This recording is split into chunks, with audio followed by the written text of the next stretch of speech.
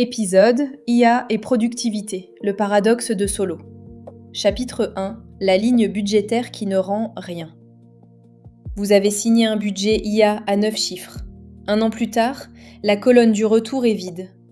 Couper ou doubler la mise ? Imaginez la scène, un conseil d'administration un lundi matin. Le directeur financier projette une ligne au tableau, le budget intelligence artificielle de l'an dernier. 7, peut-être 8 chiffres. En face, la colonne qui devrait afficher le retour. Elle est vide. Pas négative, pas catastrophique, vide. Et ce dirigeant n'est pas seul au monde. Selon une vaste étude du NBER, le Bureau de recherche économique américain, menée début 2026 auprès de près de 6000 dirigeants dans 4 pays, 89% d'entre eux ne constatent aucun effet mesurable de l'IA sur leur productivité. Aucun, après 3 ans. Le cabinet PwC enfonce le clou à Davos en janvier. Sur plus de 4000 patrons interrogés dans 95 pays, 56% disent n'avoir rien tiré de l'IA. Rien. Et à peine 1 sur 10 y voit un vrai retour. Et pourtant, l'argent est bien sorti. Les licences et les consultants ont été payés. Et sur le terrain, pourtant, les salariés jurent tous qu'ils vont plus vite. Voilà le vertige du dirigeant. La dépense est réelle, l'usage est là, et le résultat reste introuvable. Pire, autour de la table, chacun connaît un concurrent qui jure, lui, que l'IA a tout transformé chez lui. Vrai ou bluff, peu importe, la pression de ne pas rater le train est là. Alors le conseil doit trancher une question qui n'a rien d'académique. Faut-il couper cette ligne parce qu'elle ne rend rien, ou doubler la mise parce que le retour arrive bientôt ? Et c'est là que le piège se referme, parce qu'un simple retard et un gouffre financier produisent, la première année, exactement le même tableur, le même vide dans la colonne du retour. La vraie question n'est donc pas « est-ce que l'IA marche ?», c'est « combien de temps puis-je financer une chose qui ne se voit pas encore, sans savoir si elle se verra un jour ?» Et les deux erreurs coûtent une fortune. Couper trop tôt, c'est rater la vague, comme ces patrons qui ont ri d'Internet en 1995 et qu'on n'a plus revu 10 ans plus tard. Financer sans fin, à l'inverse, c'est le réflexe du joueur qui remet une pièce parce qu'il a déjà trop perdu pour s'arrêter. Jeter, chaque trimestre, de l'argent dans un puits dont on ne voit pas le fond. Aucun manuel ne dit où passe la ligne. Mais il existe un précédent, un seul, qui a déjà piégé exactement ses dirigeants, avec exactement ces mots. Il a près de 40 ans, il porte le nom d'un prix Nobel, et il revient ce printemps 2026 hanter les conseils d'administration. Chapitre 2, le fantôme de Solow. Un prix Nobel, une phrase, 1987.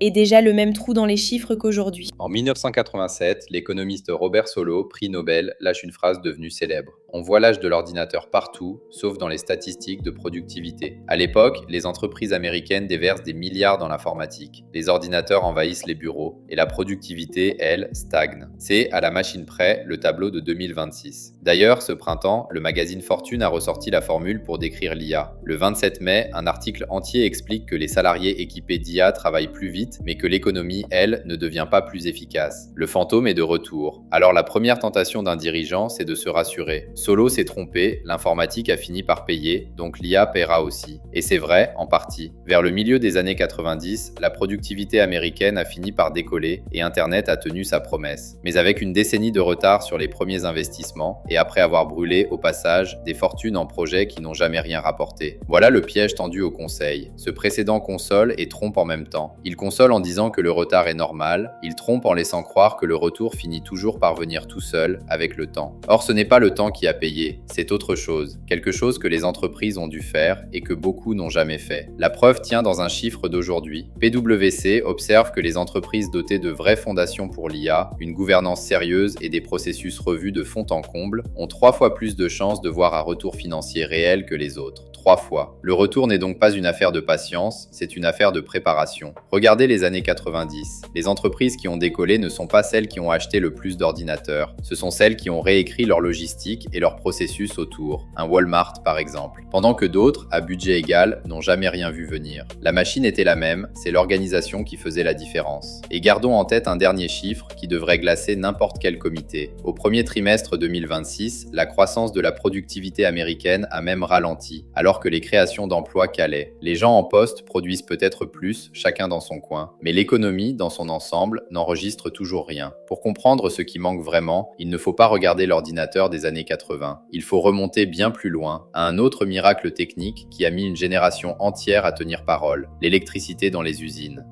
Chapitre 3. Le dynamo, ou pourquoi ça a mis 40 ans. Edison branche New York en 1882 et il faut attendre une génération pour que ça paye. La raison va vous parler directement. En 1882, Thomas Edison commence à livrer de l'électricité commerciale à New York. La technologie est là, spectaculaire, prometteuse, et pourtant, d'après ce même dossier de fortune, pendant une trentaine d'années, la production par travailleur n'augmente que de 0,5% par an. 3 décennies de quasi-stagnation avec la technologie du siècle entre les mains. Pourquoi ? La réponse a été donnée par l'économiste Paul David dans un texte resté fameux sur le dynamo et l'ordinateur, et elle est d'une simplicité redoutable. Les usines avaient bien remplacé la machine à vapeur par un gros moteur électrique, mais elles avaient gardé la même architecture. Imaginez une usine de 1890. Un seul arbre d'acier traverse tout le bâtiment au plafond et chaque machine y est accrochée par une courroie parce que la force vient d'un point unique, la chaudière. Tout est entassé autour de cet arbre, au plus près, dans le bruit et la pénombre. Les patrons ont d'abord fait la chose évidente, enlevé la chaudière, posé un gros moteur électrique au même endroit, rebranché les mêmes courroies sur le même arbre, et ça n'a presque rien changé. Il a fallu une génération et une idée toute bête pour que ça paie. Mettre un petit moteur sur chaque machine et réorganiser tout l'atelier autour du flux du travail plutôt qu'autour de la source d'énergie. Soudain, on pouvait espacer les machines et aligner enfin l'usine sur la logique du produit. Le gain n'était pas dans le moteur, il était dans la réorganisation que le moteur rendait enfin possible. Vous voyez où je veux en venir ? Quand un conseil constate que son budget IA ne rend rien, il en conclut 9 fois sur 10 que l'outil est décevant. C'est exactement l'erreur de 1900. La plupart des entreprises ont fait, avec l'IA, ce que les usines ont fait avec l'électricité. Elles ont branché un moteur neuf sur une organisation ancienne, un assistant posé par-dessus des processus dessinés pour des humains seuls, sans rien changer d'autre. On garde le vieil arbre d'acier, on accroche l'IA dessus et on s'étonne. Et l'étude du NBER le montre noir sur blanc.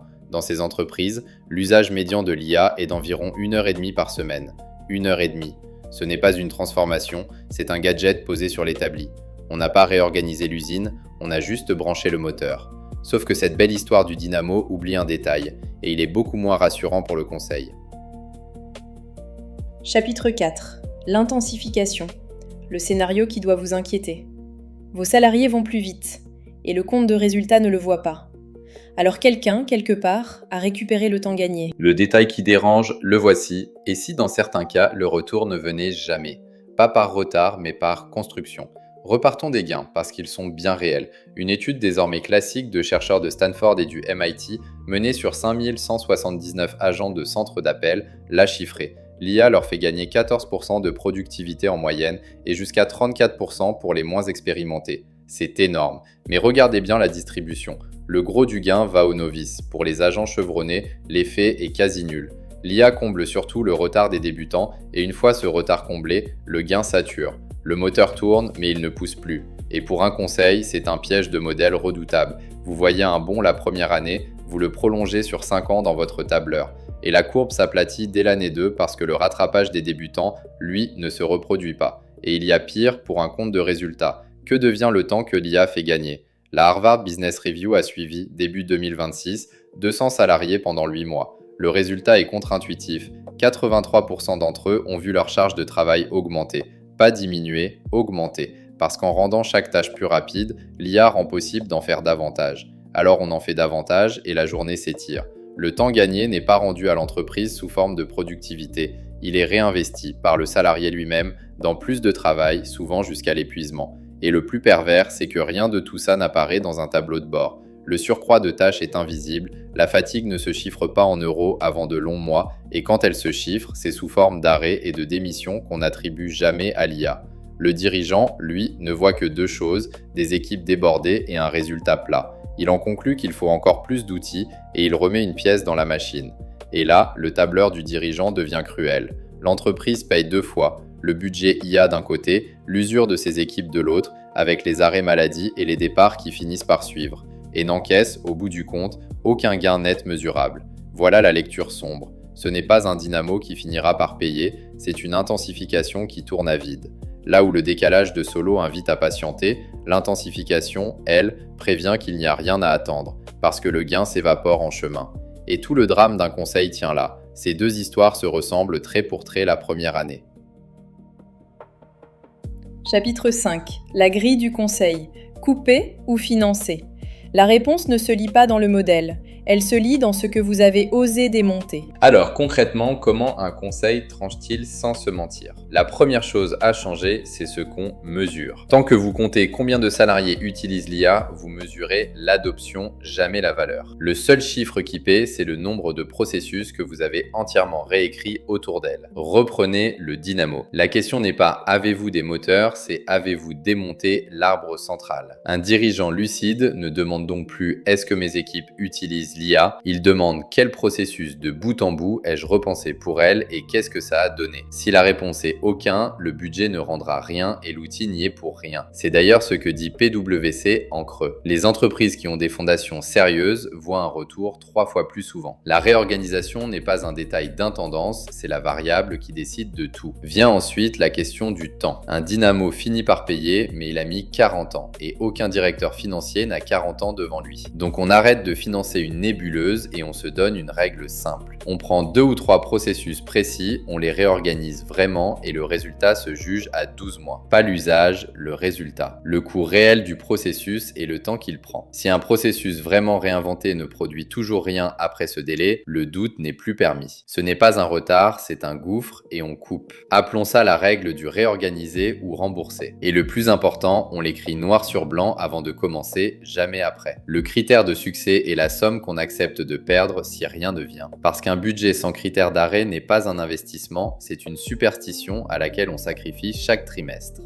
Et pour distinguer le dynamo du gouffre, le signal le plus fiable, on l'a déjà croisé. C'est l'intensité d'usage. 1h30 par semaine, c'est la signature d'un moteur branché sur la vieille usine. A l'inverse, une équipe qui a vraiment basculé vit dans l'outil et redessine sa façon de travailler autour de lui. Alors la vraie question, celle qu'un président de conseil devrait poser à chaque comité, ce n'est pas où en est notre intelligence artificielle, c'est qu'avons-nous accepté de démonter pour elle. Tant qu'on n'a rien démonté, le fantôme de Solo continuera de hanter la colonne du retour. Et il aura, comme depuis bientôt 40 ans, parfaitement raison.